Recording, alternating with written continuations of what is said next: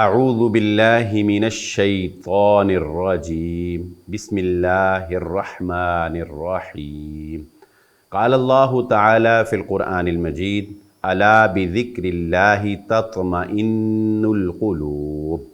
قابل صد احترام محترم ناظرین اکرام، ہم آج بات کریں گے ڈپریشن کے اوپر۔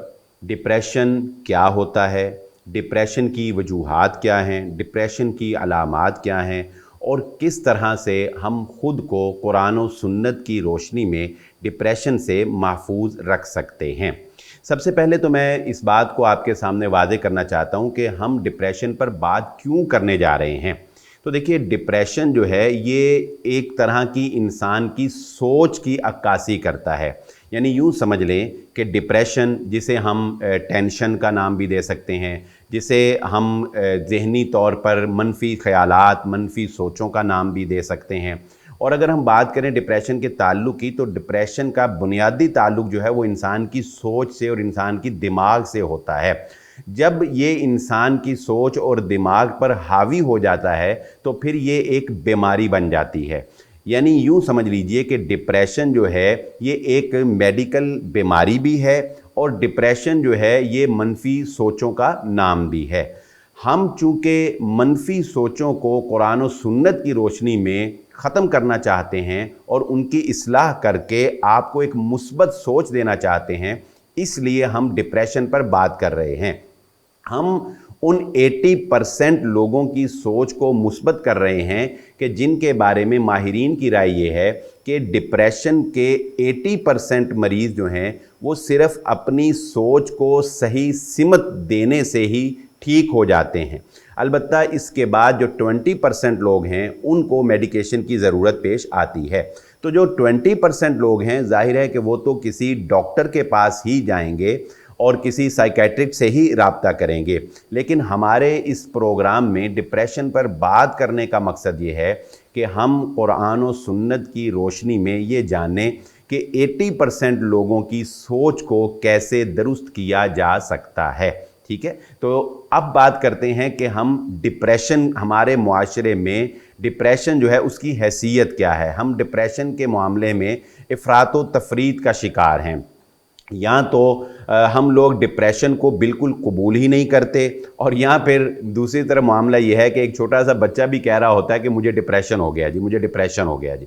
تو سمجھنا پڑے گا کہ آخر ڈپریشن ہے کیا، اور کس حد تک جو ہے انسان چلا جائے تب اس کو آپ ڈپریشن کا مریض، یا تب آپ اس کو کہہ سکتے ہیں کہ یہ ڈپریشن کی طرف جا رہا ہے۔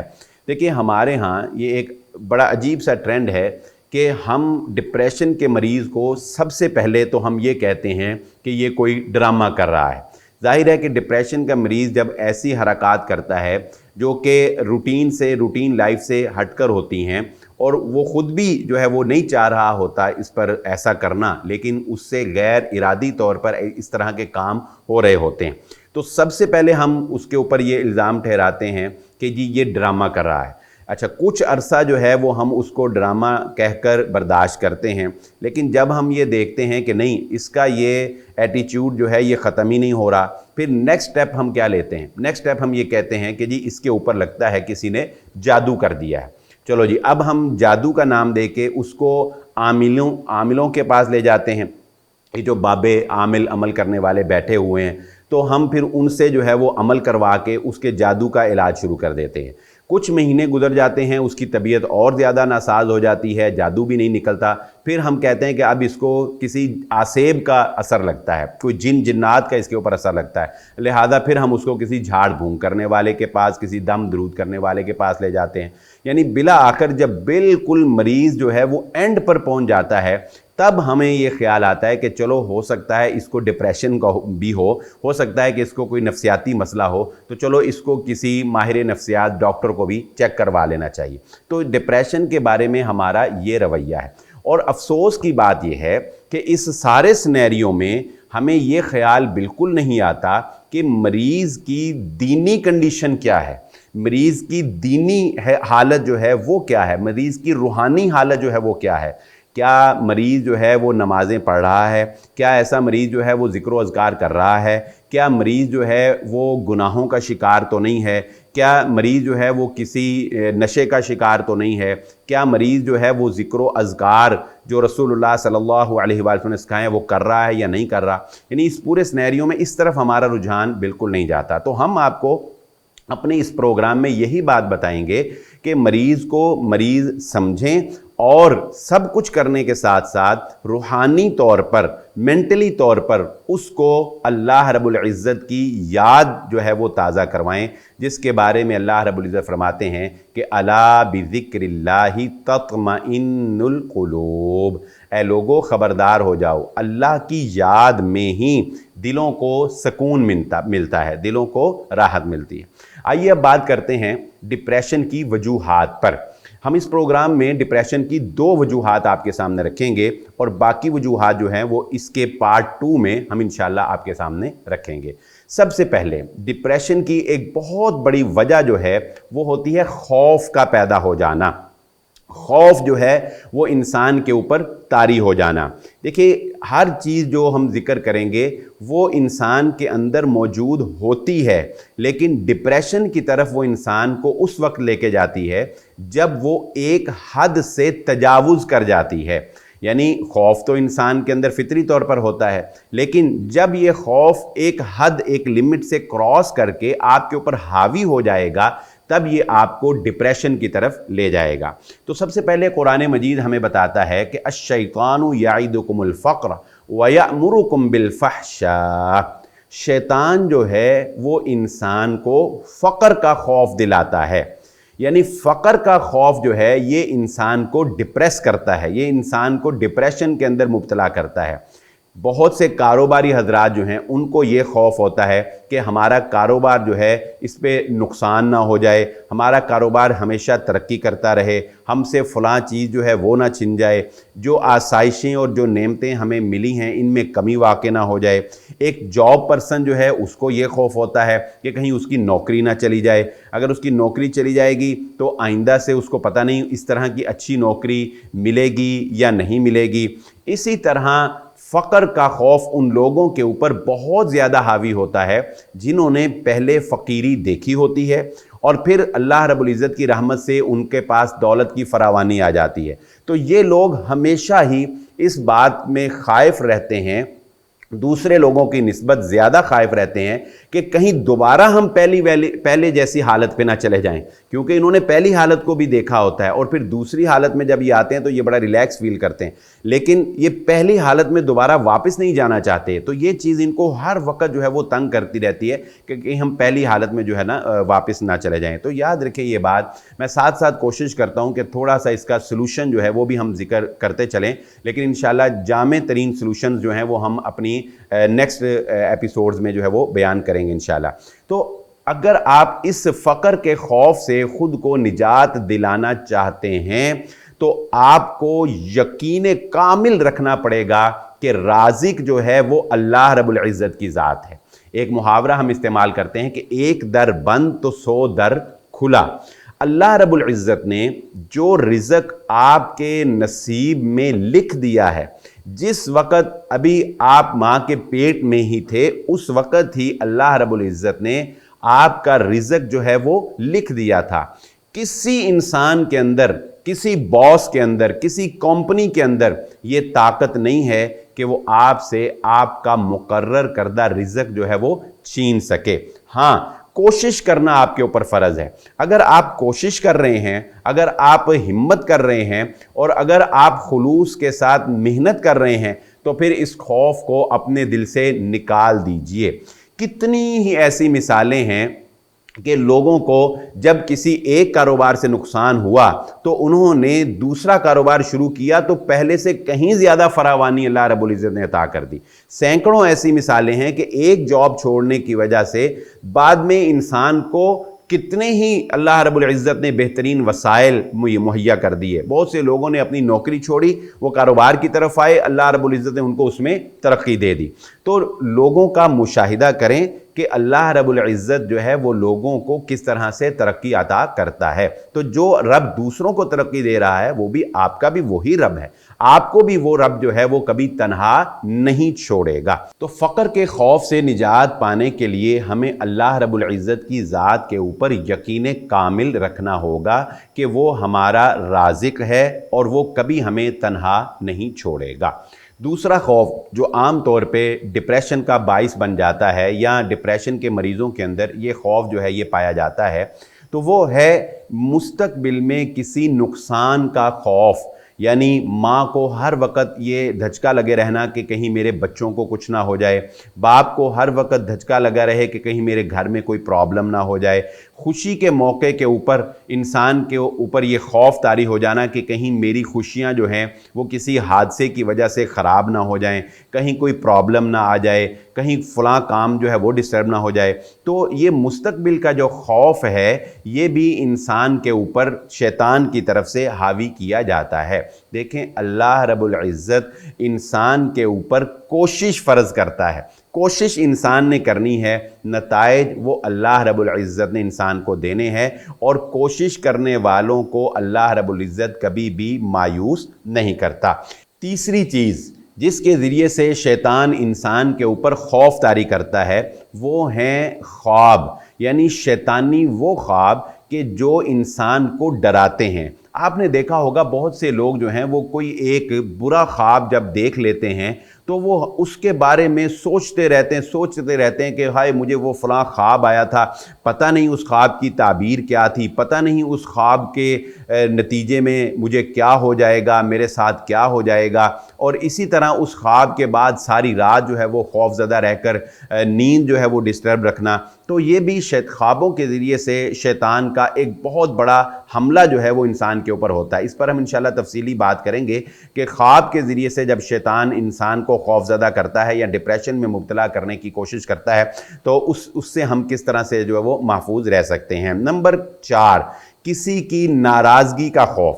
جی ہاں ناظرین اکرام، اس پر قابو پانے کے لیے آپ کو اپنے اندر تھوڑی سی مضبوطی اور تھوڑا سا اپنے اندر جو ہے وہ اللہ رب العزت کی محبت کو غالب کرنا پڑے گا۔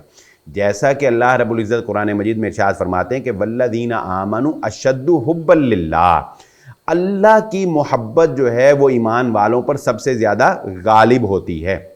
جب آپ پر اللہ کی محبت غالب ہوگی تو آپ کو کسی کی ناراضگی جو ہے وہ ڈپریشن کے اندر نہیں لے کے جائے گی۔ کیوں؟ کیونکہ آپ یہ جانتے ہیں کہ میرا رب مجھ سے ناراض نہیں ہونا چاہیے، بس میرا اللہ مجھ سے ناراض نہیں ہونا چاہیے۔ اگر کوئی اور ناراض ہو بھی گیا ہے تو اس کی ناراضگی جو ہے وہ عارضی ہے۔ تو بہت سے لوگ جو ہیں وہ جس سے شدید محبت کرتے ہیں یا کسی کی محبت میں گرفتار ہوتے ہیں، کوئی اپنی اولاد سے محبت کرتا ہے، کوئی بیوی سے محبت کرتا ہے، کوئی ماں باپ سے محبت کرتا ہے، کوئی دوست سے بڑی محبت کرتا ہے، تو جب اس کو اس کی طرف سے ناراضگی کا سامنا کرنا پڑتا ہے یا بس اوقات اس کی طرف سے اس کو رپلائی نہیں آتا تو بہت سے لوگ جو ہیں اس ناراضگی کی وجہ سے ڈپریشن کے اندر جو ہے وہ چلے جاتے ہیں۔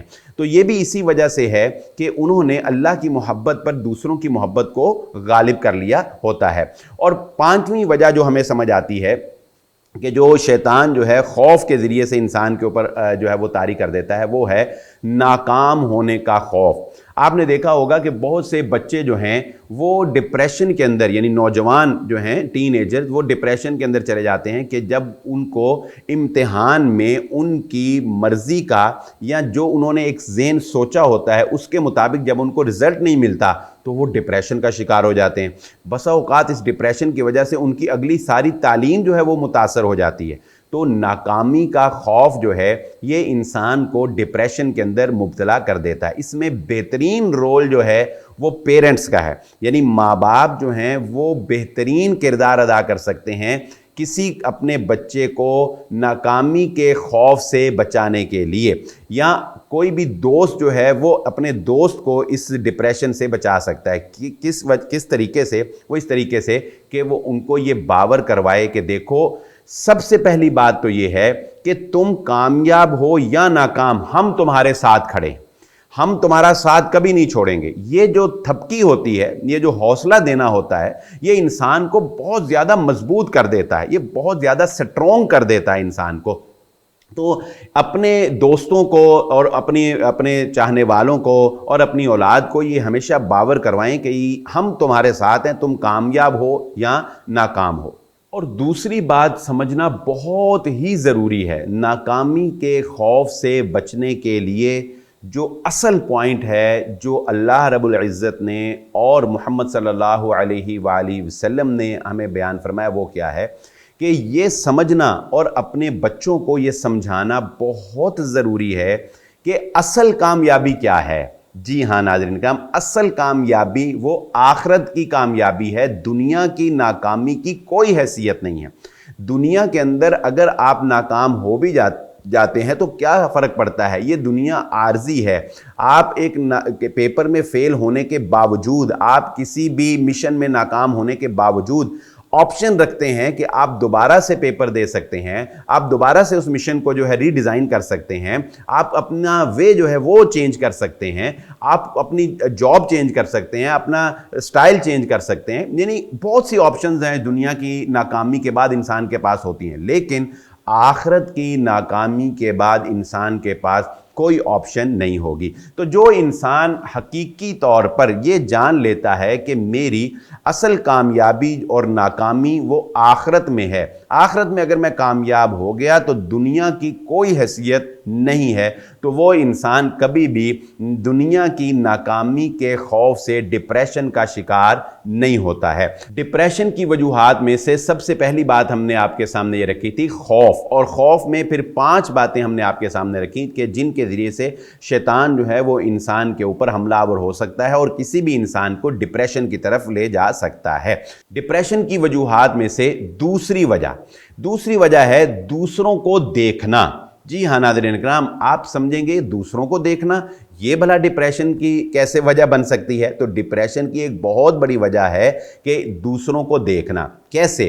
مثلا دوسروں کو دیکھ کر، ان کی کامیابی کو دیکھ کر انسان کا جیلسی فیل کرنا، دوسروں کو دیکھ کر انسان کا ان سے حسد کرنے لگ جانا، دوسروں کو دیکھ کر انسان کا اپنے آپ کو احساس کمتری کے اندر مبتلا کر لینا، یہ ایسی بیماریاں ہیں جو شیطان وسوسے کے ذریعے سے انسان کے دماغ میں ڈالتا ہے اور انسان ان کو اپنے اوپر حاوی کر کے ڈپریشن کے اندر جا سکتا ہے۔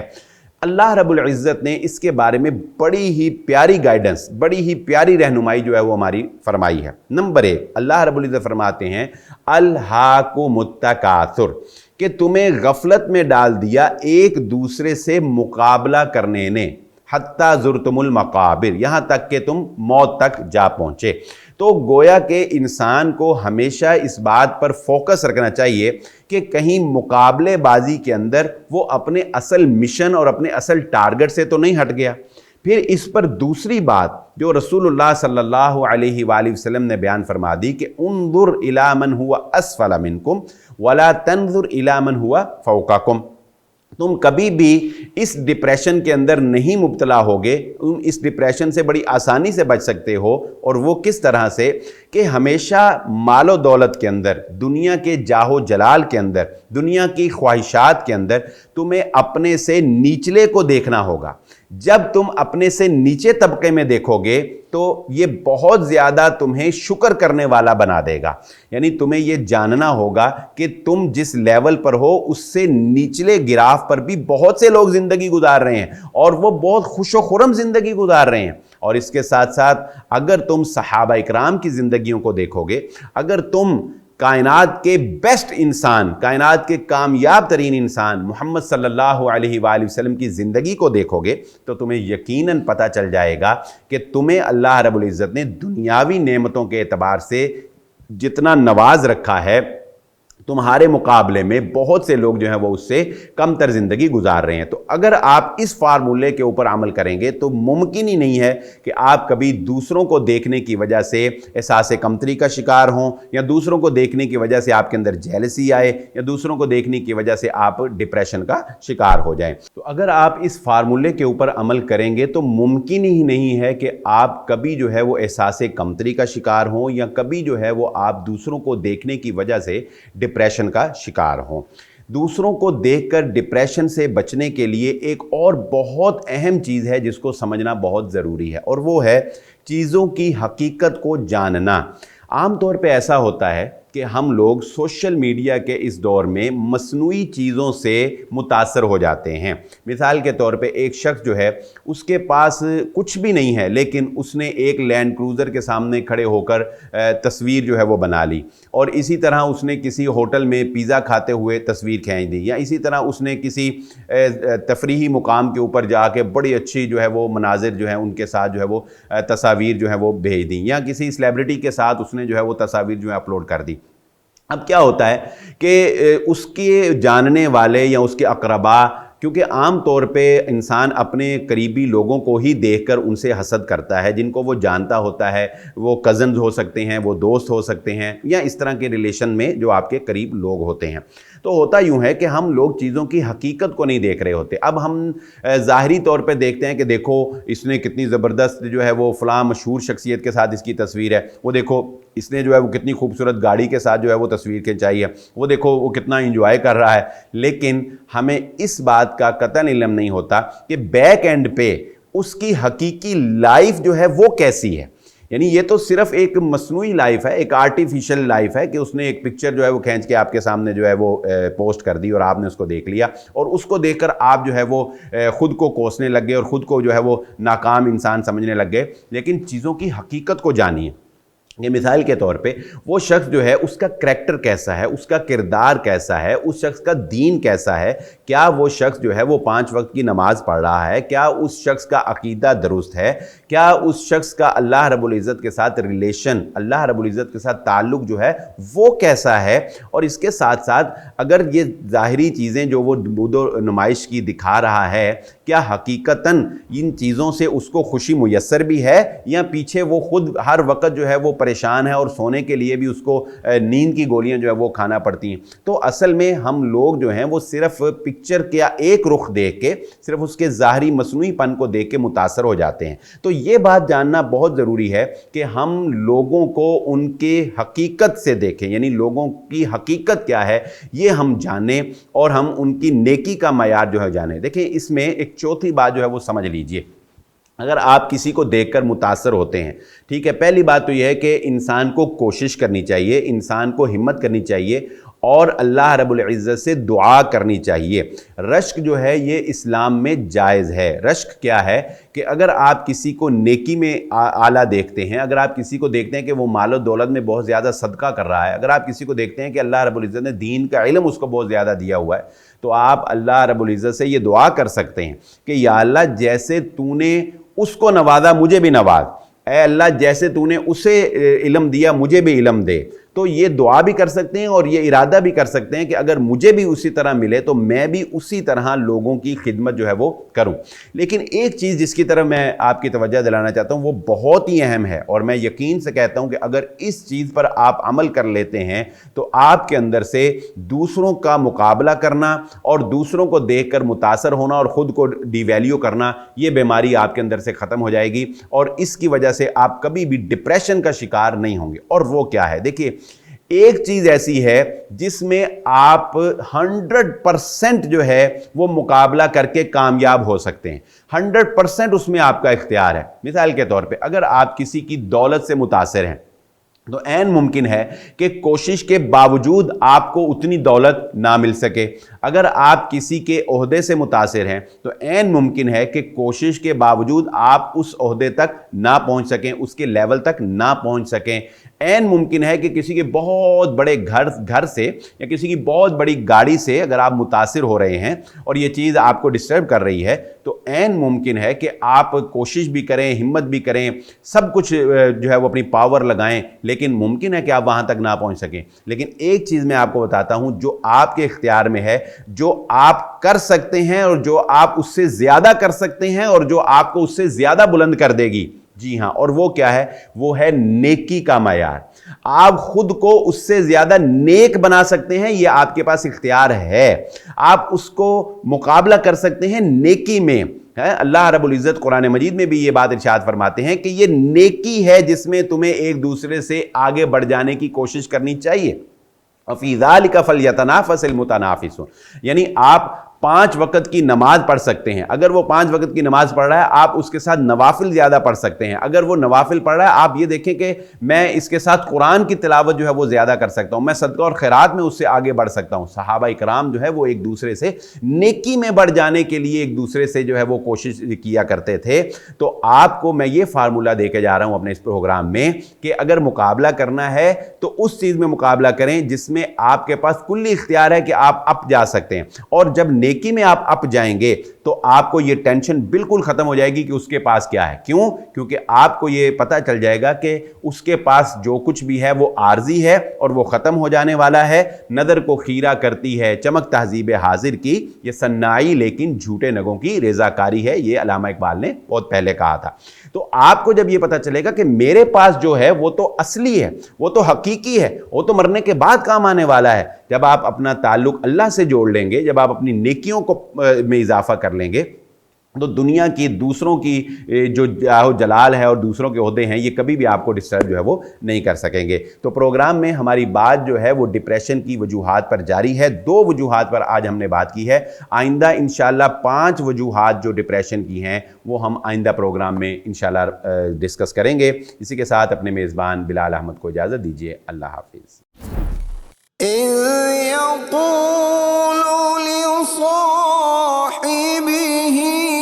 لا تحزن